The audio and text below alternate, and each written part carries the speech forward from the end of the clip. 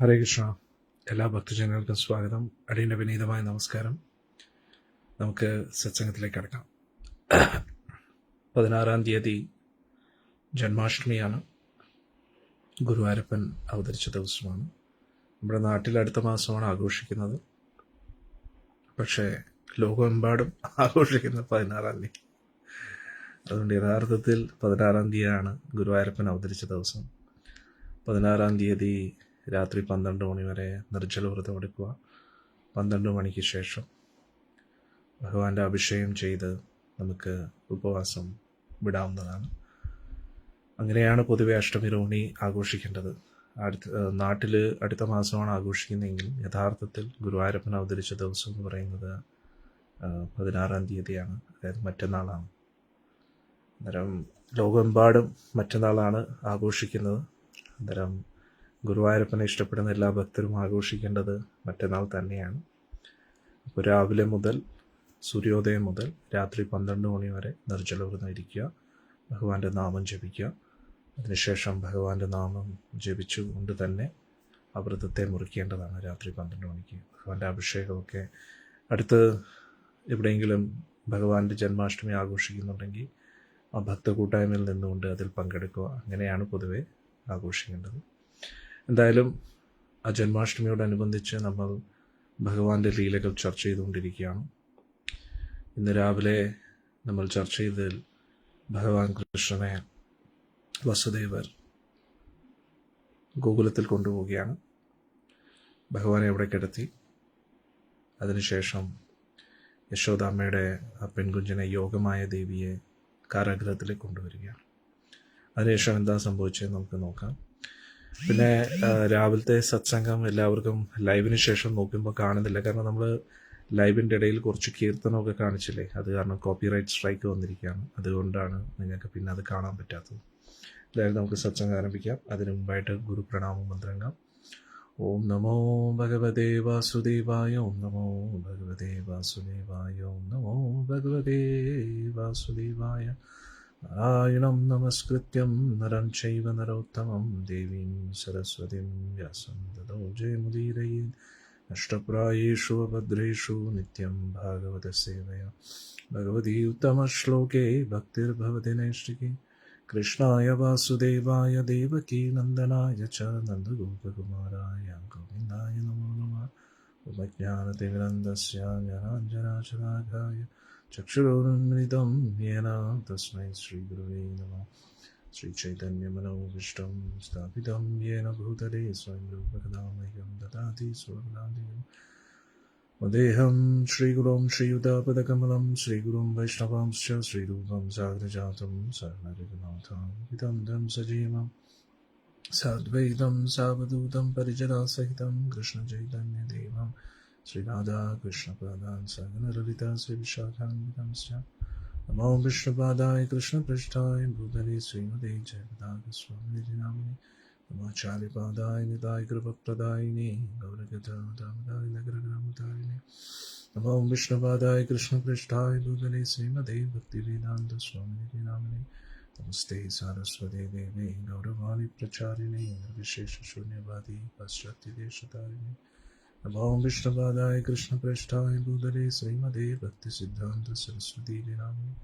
ശ്രീഭാഷുഭാനവീ ദേവി ദൈതായ കൃപാബ്ദേ കൃഷ്ണസംബന്ധ വിജ്ഞാനദായിനൈ പ്രഭവേ നമഃ. മാധുര്യോജ്വല പ്രേമാഢ്യ ശ്രീരൂപാനിക ഭക്തിദാ ശ്രീഗൗരകരുണാ ശക്തി വിഗ്രഹായ നമോസ്തുതേ. നമസ്തേ ഗൗരവാണി ശ്രീമൂർത്തേ ദീനതാരിണി രൂപാനികൃതമസുധാനന്ദാരിണി. നമോ ഗൗരകിശോരായ സാക്ഷാത് വൈരാഗ്യമൂർത്തയെ വിപ്ലനംബരസാം ബോധേ പാദാംബുജായതേ നമഃ. നമോ ഭക്തിവിനോദായ സച്ചിദാനന്ദനാമിനി ഗൗരശക്തിസ്വരൂപായ രൂപായ ഗൗരാവിർഭാവഭൂമിഷ്ടം നിർദ്ദിഷ്ടസജ്ജനപ്രിയ വൈഷ്ണവ സർവഭൗമ ശ്രീജഗന്നാഥായ നമഃ. നമോ മഹാവദന്യായ കൃഷ്ണപ്രേമപ്രദായിതേ കൃഷ്ണായ കൃഷ്ണചൈതന്യ നാമിനേ ഗൗരത്വസേ നമഃ. പഞ്ചതത്വാത്മകം കൃഷ്ണം ഭക്തരൂപസ്വരൂപം ഭക്താവതാരം ഭക്താഖ്യം നമാമി ഭക്തശക്തികം.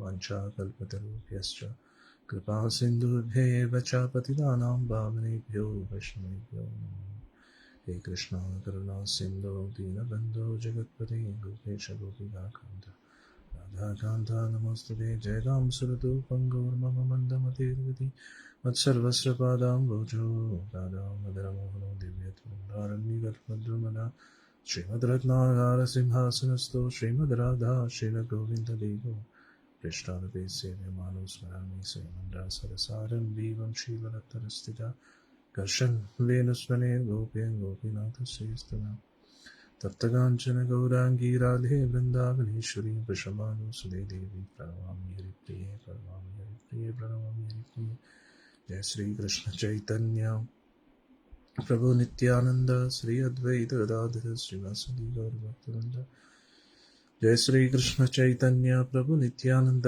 श्री अद्वैत गदाधर श्रीवासदि गौरभक्तवृंद जय श्री कृष्ण चैतन्य प्रभु नित्यानंद श्री अद्वैत गदाधर श्रीवासदि गौरभक्तवृंद हरे कृष्ण कृष्ण कृष्ण हरे हरे हरे राम राम राम हरे हरे हरे कृष्ण कृष्ण कृष्ण हरे हरे हरे राम राम हरे हरे मुगं करोति वाचालं पंगुं लङ्घयति गिरिं यत्कृपातमहं वन्दे श्रीगुरुं दीनतारिणं परमानन्दमाधवं ശ്രീചൈതന്യവിഷ്ണു ഓം തത്സത്.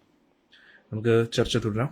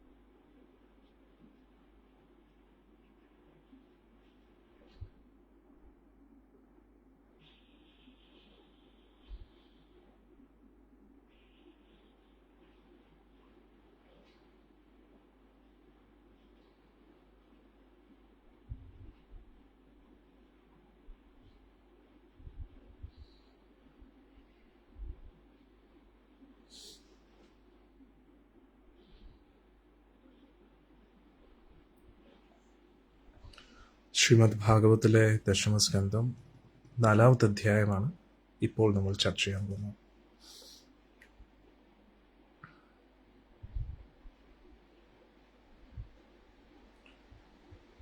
ശുകദേവ് ഗോസ്വാമി പരീക്ഷനോട് പറയുകയാണ്, യോഗമായ ദേവിയും കൊണ്ട് വസുദേവർ കാരാഗ്രഹത്തിൽ പ്രവേശിച്ച ഉടൻ തന്നെ നേരത്തെ പോലെ തന്നെ കാരാഗ്രഹം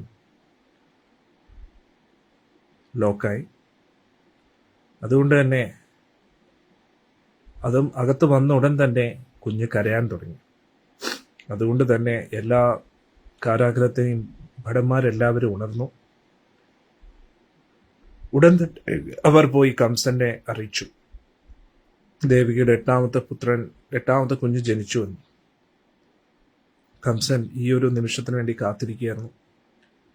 കംസൻ കിടക്കുമായിരുന്നു. ഉടൻ തന്നെ ചാടി എഴുന്നേറ്റു. എന്നിട്ട് പറഞ്ഞു, എൻ്റെ കാലം വന്നിരിക്കുന്നു. എന്നെ കൊല്ലാൻ വേണ്ടി ജനിച്ച ആ കാലൻ അവതരിച്ചിരിക്കുന്നു. എന്നിട്ട് കംസൻ നേരെ ചൊവ്വേ ഒരുങ്ങാൻ പോലും നിന്നില്ല. അവരുടെ മുടിയൊക്കെ ഇങ്ങനെ പാറിക്കിടക്കുകയാണ്. അധികം താമസിക്കാതെ തന്നെ കാരാഗ്രഹത്തിലേക്ക് കംസനെത്തി. ദേവകി പാവം നിസ്സഹായമായിട്ട് കംസനോട് അപേക്ഷിക്കുകയാണ്, പ്രിയ സഹോദര, നിനക്ക് എല്ലാ മംഗളങ്ങളും വരട്ടെ. ഈ കുഞ്ഞിനെ കൊല്ലരുത്. ഇതൊരു പെൺകുഞ്ഞാണ്. നിനക്ക് ജനിക്കുന്ന പുത്രനെ ഈ കുഞ്ഞ് വിവാഹം കഴിക്കും. ഒരു സ്ത്രീയെ ഒരിക്കലും ഇങ്ങനെ കൊല്ലാൻ പാടില്ല, ഒരു പെൺകുഞ്ഞിനെ കൊല്ലാൻ പാടില്ല എന്നൊക്കെ ദേവകി അമ്മ കംസനോട് പറയുകയാണ്. ദൈവനിയോഗത്താൽ നീ എൻ്റെ എത്രയോ കുട്ടികളെ കൊന്നു കഴിഞ്ഞിരിക്കുന്നു. ഏറ്റവും അതീവ തേജസ്വികളായിട്ടുള്ള 6 കുട്ടികളെയാണ് നീ കൊന്നിരിക്കുന്നത്. പക്ഷെ ഈ പെൺകുഞ്ഞിനെ മാത്രം വെറുതെ വിടണം. ഈ ഒരു പെൺകുഞ്ഞിനെ വളർത്താൻ എന്നെ അനുവദിക്കണം എനിക്ക് വേറെ കുട്ടികൾ ആരുമില്ല, ഞാൻ അങ്ങയുടെ ഇളയ സഹോദരിയാണ്, അതുകൊണ്ട് എനിക്ക് ഈ ഒരു ഉപഹാരം അങ്ങ് നൽകണം. ശുകദേവ് ഗോസ്വാമി പറയുന്നു, വളരെ നിസ്സഹായമായിട്ട് ആ കുട്ടിയെ കെട്ടിപ്പിടിച്ചുകൊണ്ട് ദേവകി അമ്മ യാചിച്ചു. പക്ഷേ കംസൻ വളരെ ക്രൂരനായിരുന്നു. ദേവകി അമ്മയെ ഒരുപാട് വഴക്ക് പറഞ്ഞു. എന്നിട്ട് ദേവകി അമ്മയുടെ കയ്യിൽ നിന്നും ആ കുഞ്ഞിനെ തട്ടിപ്പറിച്ചെടുത്തു.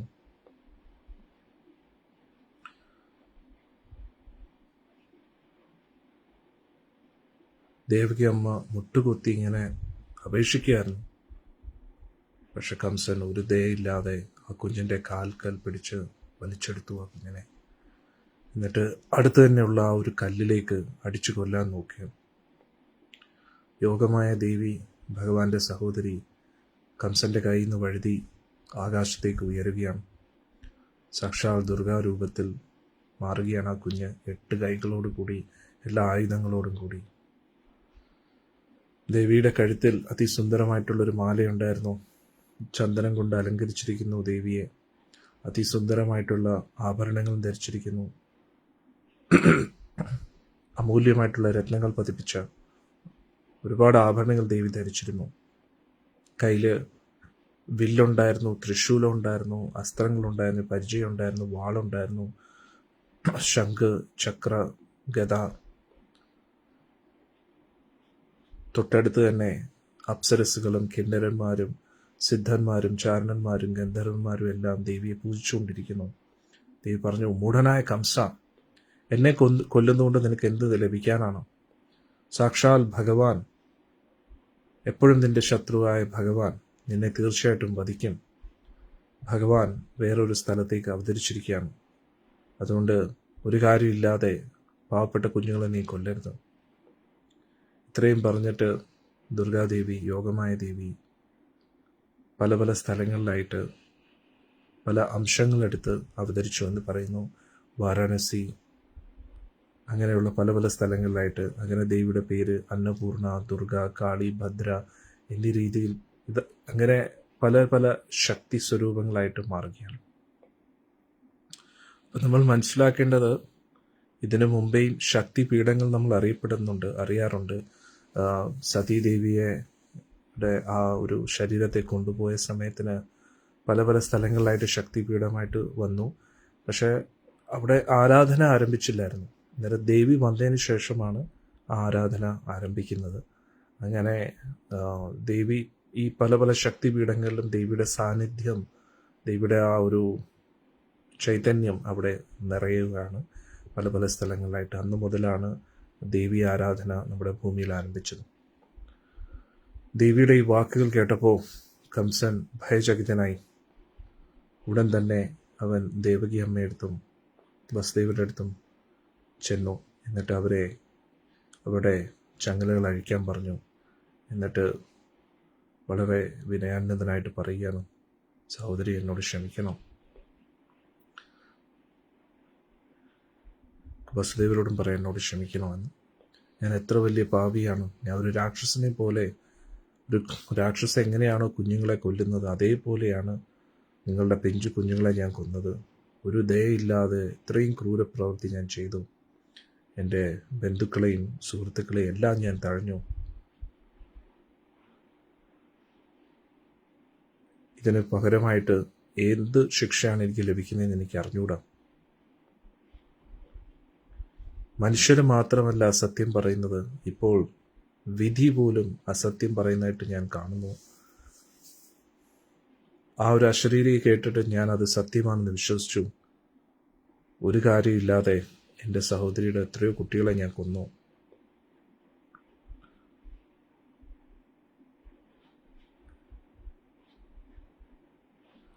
പിന്നെ ശ്രേഷ്ഠരായിട്ടുള്ള വ്യക്തികൾ പറയാറുണ്ട്, എല്ലാവരും അവരവരുടെ വിധി അനുസരിച്ചാണ് ഒരു ദുരിതം അനുഭവിക്കുന്നത്. അന്നേരം എൻ്റെ കൈ കൊണ്ട് മരിക്കുക എന്നത് അവരുടെ വിധിയായിരിക്കാം. അതുകൊണ്ട് ഇങ്ങനെ കരയരുത്. എല്ലാവരും ആ ഭഗവാന്റെ നിയന്ത്രണത്തിലാണ്. എല്ലാവരും എന്നെന്നും ഒന്നിച്ച് താമസിക്കാൻ കഴിയില്ലല്ലോ. ആരാ ഉപദേശിക്കുന്നത് നോക്കണേ? കംസനാണ് ഉപദേശിക്കുന്നത്. ഈ ലോകത്ത് കുടം, പാവകൾ, മണ്ണുകൊണ്ട് നിർമ്മിച്ച എല്ലാം പൊട്ടി അത് വീണ്ടും മണ്ണിനോട് ചേരും. അതേപോലെ തന്നെ എല്ലാ ജീവാത്മാക്കളുടെ ശരീരവും ഒരിക്കൽ നശിച്ച് അത് ഭൂമിയോട് ചേരും എന്നൊക്കെ കംസൻ ആരെ ഉപദേശിക്കുക? ദേവകി അമ്മയും വസുദേവരും. ആരാണോ ശരീരത്തിനകത്തിരിക്കുന്ന ആത്മാവിൻ്റെ ആ ഒരു അസ്തിത്വത്തെ തിരിച്ചറിയാത്തത്, ശരീരബോധത്തിൽ മുഴുകി ജീവിക്കുന്നുവോ, അവർക്ക് ഒരിക്കലും സദ്ഗതി ഉണ്ടാവത്തില്ല. അത് കാരണം അവർ ശരീരത്തിനോട് ആസക്തരാകുന്നു, ശരീരമായിട്ട് ബന്ധപ്പെട്ട എല്ലാ ബന്ധങ്ങളോടും ആസക്തരാകുന്നു. അവരെപ്പോഴും അവരുടെ കുടുംബത്തിനോടും അവരുടെ സമൂഹത്തിനോടും രാജ്യത്തിനോടും ആസക്തരാകുന്നു. അങ്ങനെ വീണ്ടും വീണ്ടും ഭൗതികതയിൽ തന്നെ വീണ്ടും വീണ്ടും ജനിക്കുകയാണ്. പ്രിയ ദേവകി, നിനക്കെല്ലാം നന്മ വരട്ടെ. ഇത്രയും കുഞ്ഞുങ്ങളെയും കൊന്നിട്ട് ഇനി എന്ത് നന്മല്ലേ? എല്ലാവരും അവരവരുടെ കർമ്മങ്ങളാണ് അനുഭവിച്ചുകൊണ്ടിരിക്കുന്നത്. നിന്റെ കുഞ്ഞുങ്ങളെ കൊല്ലുന്നത് എനിക്ക് പറ്റിയ ഏറ്റവും വലിയ ഒരു നിർഭാഗ്യമായിട്ട് ഞാൻ കാണുന്നു. നീ അതിനെക്കുറിച്ച് ഓർത്ത് വിഷമിക്കരുത്. ശരീരബോധത്തിലിരിക്കുന്ന വ്യക്തികൾ എപ്പോഴും അന്ധകാരത്തിലാണ്. ആത്മസാക്ഷാത്കാരം അറിയാതെ അവർ ചിന്തിക്കുന്നു, ഞാൻ കൊല്ലപ്പെട്ടു, ഞാൻ കൊന്നു, ശത്രുക്കളെ കൊന്നു എന്ന്. ഒരു മൂഢനായിട്ടുള്ള വ്യക്തിയാണ് സ്വയം കൊലപാതകയായിട്ടും മറ്റുള്ളവരെ കൊന്നു എന്ന് ചിന്തിക്കുന്നത്. അവർ വീണ്ടും വീണ്ടും സുഖദുഃഖത്തിൻ്റെ ചക്രത്തിൽ പെട്ടുകിടക്കുന്നു. കംസൻ യാചിച്ചു, വസുദേവരെ, ദേവകി, എന്നോട് ഇത്രയും നീചനായ എന്നോട് അങ്ങ് കാരുണ്യം കാണിക്കണം. നിങ്ങൾ രണ്ടുപേരും സാധുജനങ്ങളാണ്. അതുകൊണ്ട് ഞാൻ ചെയ്ത ഈ പാപത്തിനെല്ലാം എനിക്ക് മാപ്പ് നൽകണം. ഇത്രയും പറഞ്ഞിട്ട് കംസൻ വസുദേവരുടെയും ദേവകി അമ്മയുടെയും കാൽക്കൽ വീണു. കരഞ്ഞുകൊണ്ട് കുറ്റബോധത്തോടുകൂടി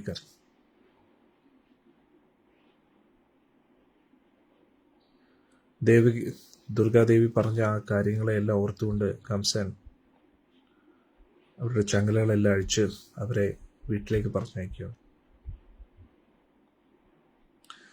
പാവം ദേവകി അമ്മ കംസൻ ഇത്രയും മാറ്റം സംഭവിച്ചു എന്ന് കണ്ടപ്പോൾ ദേവകി അമ്മ എല്ലാ തെറ്റുകളും മറന്നു എന്നുള്ളത്. ദേവിക്കുള്ള ആ ഒരു ദേഷ്യം, വൈരാഗ്യം എല്ലാം പോയി. വസുദേവർക്ക് വരെ ആ ദേഷ്യമൊക്കെ പോയി. എന്നിട്ട് ചിരിച്ചുകൊണ്ട് കംസനോട് പറഞ്ഞു, കംസ, അജ്ഞാനത്താലാണ് ഒരു വ്യക്തി ശരീരം സ്വീകരിക്കുന്നതും ആ ഒരു അഹംഭാവത്തിൽ ജീവിക്കുന്നതും. അങ്ങ് തത്വം പറഞ്ഞതെല്ലാം കറക്റ്റ്, ശരിയാണ്.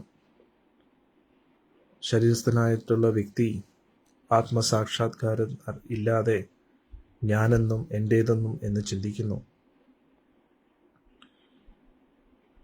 ഇതിലൂടെ അവർ ദുഃഖത്തിലും ഭയത്തിലും ദ്വേഷത്തിലും അത്യാഗ്രഹത്തിലും കാലാകാലമായിട്ട് ഇങ്ങനെ ജീവിച്ചുകൊണ്ടേയിരിക്കും.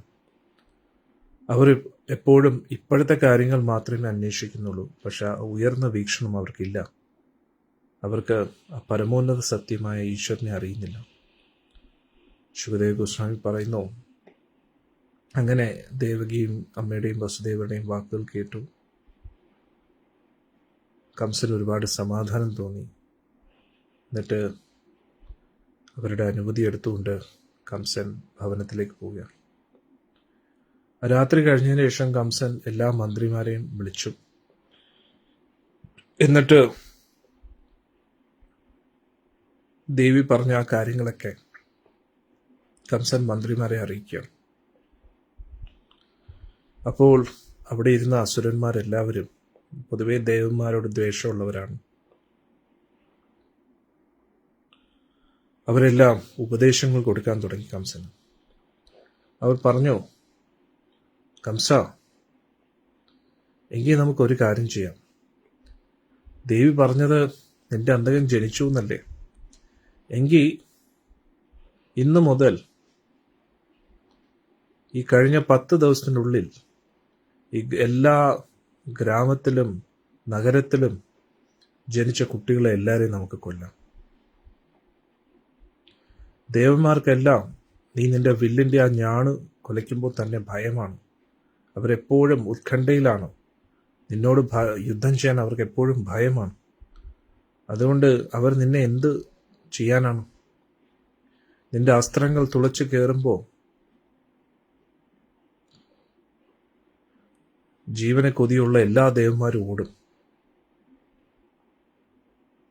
എല്ലാ അസ്ത്രങ്ങളും നഷ്ടപ്പെട്ട് അവർ നിന്റെ മുമ്പിൽ തലകുനിച്ച് കൈകൂപ്പി വണങ്ങാറുണ്ട്. ദേവന്മാർക്ക് അവരുടെ രഥവും നഷ്ടപ്പെട്ട് ആയുധങ്ങളും നഷ്ടപ്പെട്ട് ഭയത്തോടുകൂടി നിന്റെ മുമ്പിൽ ഇരിക്കുമ്പോൾ നിന്റെ കാരുണ്യം കൊണ്ടാണ് അവർ ജീവിക്കുന്നത്. യുദ്ധകളത്തിൽ നിന്നും അകന്നു നിന്ന് അവർ ഒരുപാട് വീരവാദം മുഴക്കാറുണ്ട്. യുദ്ധം ചെയ്യാതെ അവർ എന്ത് സാഹസികതയാണ് അവർ കാണിക്കാൻ പോകുന്നത്? അതുകൊണ്ട് ഇങ്ങനെയുള്ള ദേവന്മാരെ നമുക്ക് ഒട്ടും ഭയപ്പെടേണ്ട ആവശ്യമില്ല. പിന്നെ വിഷ്ണുവിനെ സംബന്ധിച്ചിടത്തോളം വിഷ്ണു എപ്പോഴും യോഗികളുടെ ഹൃദയത്തിലാണ് ഒളിച്ചിരിക്കുന്നത്. ഇനി മഹാദേവനെ ശിവനെ സംബന്ധിച്ചിടത്തോളം ശിവൻ എപ്പോഴും വനത്തിലാണ് കഴിയുന്നത്, തപസ്സുമായിട്ട് കഴിയുക.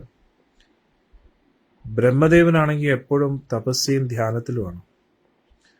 ഇനി ദേവേന്ദ്രന്റെ നേതൃത്വത്തിലുള്ള മറ്റ് ദേവന്മാരെല്ലാവരും അവരുടെ ശക്തിയെല്ലാം ക്ഷയിച്ചിരിക്കുകയാണ്.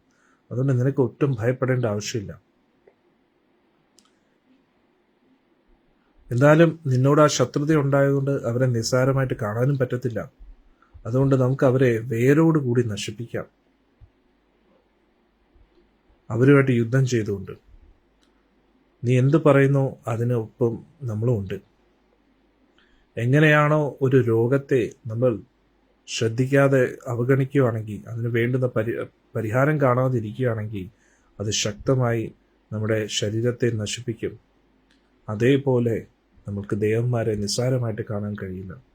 ഈ ദേവന്മാരുടെ എല്ലാം അടിസ്ഥാനം എന്ന് പറഞ്ഞാൽ വിഷ്ണുവാണ്.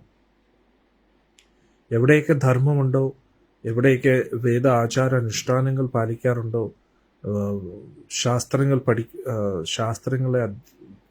ശാസ്ത്ര പഠനം നടത്താറുണ്ടോ, പശുക്കള്, ബ്രാഹ്മണര്, തപസ്യ, യജ്ഞം എവിടെയൊക്കെ നടക്കുന്നോ അവിടെയൊക്കെ വിഷ്ണുവിന്റെ സാന്നിധ്യമുണ്ട്.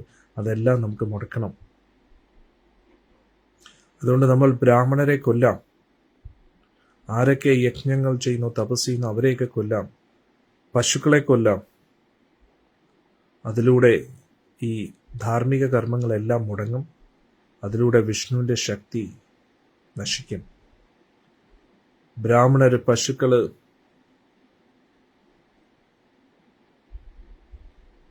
മനോനിയന്ത്രണം, വിശ്വാസം, കാരുണ്യം, സഹനശക്തി, ഇതൊക്കെയാണ് വിഷ്ണുവിന്റെ ശരീരാംഗങ്ങൾ. അതുകൊണ്ട് ഇതെല്ലാം വൈദിക സംസ്കാരത്തിന്റെ അടിസ്ഥാനമാണ്. അതൊക്കെ നമുക്ക് നശിപ്പിക്കാം. വിഷ്ണു എല്ലാവരുടെയും ഹൃദയത്തിൽ പരമാത്മാവായിട്ടിരിക്കുന്നു. ആ വിഷ്ണുവാണ് നമ്മൾ അസുരന്മാരുടെ ശത്രു.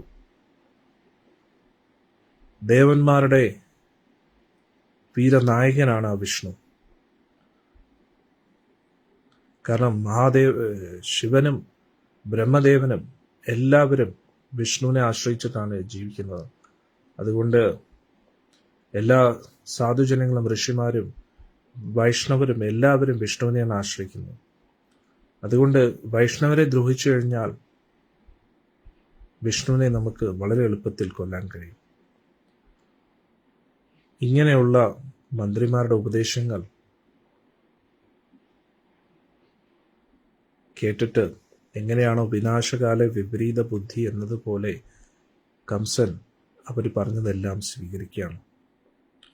അതുകൊണ്ട് എല്ലാ സാധുജനങ്ങളെയും ബ്രാഹ്മണരെയും ദ്രോഹിക്കാൻ കംസൻ തീരുമാനിക്കുകയാണ്. എന്നിട്ട് ഇവിടെ ശുകദേവ ഗോസ്വാമി പറയുന്നു, കംസന്റെ ഈ ദുരാചാരികളായിട്ടുള്ള ഈ അനുയായികൾ അവരെല്ലാം ഭക്തരെ ദ്രോഹിക്കാൻ വളരെ വിദഗ്ധരായിരുന്നു. അവർക്ക് ഇഷ്ടാനുസൃതം ഏത് രൂപം ധരിക്കാൻ കഴിയുമായിരുന്നു.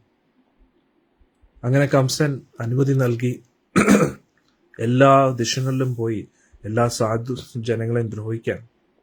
അതിനുശേഷം കംസൻ കൊട്ടാരത്തിലേക്ക് കയറുകയാണ്. ഇവിടെ ശുകദേവ ഗോസ്വാമി പറയുന്നു, രജോ ഗുണത്തിന്റെയും തമോ ഗുണത്തിന്റെയും പ്രഭാവത്താൽ ശരിയും തെറ്റും അസുരന്മാർക്ക് വേർതിരിച്ച് അറിയാൻ പറ്റാതെയാവും. കാരണം അവരെ സംബന്ധിച്ചിടത്തോളം മരണം തന്നെയാണ് ഇനി അവശേഷിക്കുന്നത്. എന്നിട്ട് ഇവിടെ പറയുന്നു, ആരാണോ ശ്രേഷ്ഠരായിട്ടുള്ള വ്യക്തികളെ ദ്രോഹിക്കുന്നത്, അവരുടെ ആയുസ്, അവരുടെ സൗന്ദര്യം, അവരുടെ യശസ്, ധാർമ്മികത, അവർക്ക് ലഭിച്ച അനുഗ്രഹങ്ങൾ, ഉപരിലോകങ്ങളിലേക്ക് പ്രവേശിക്കാനുള്ള ആ ഒരു പുണ്യം എല്ലാം അവർക്ക് നശിക്കുകയാണ് എന്ന് പറയുക. ഹരേ കൃഷ്ണ. ഇതാണ് നമ്മൾ ഇന്നത്തെ സത്സംഗത്തിൽ പഠിക്കുന്നത്.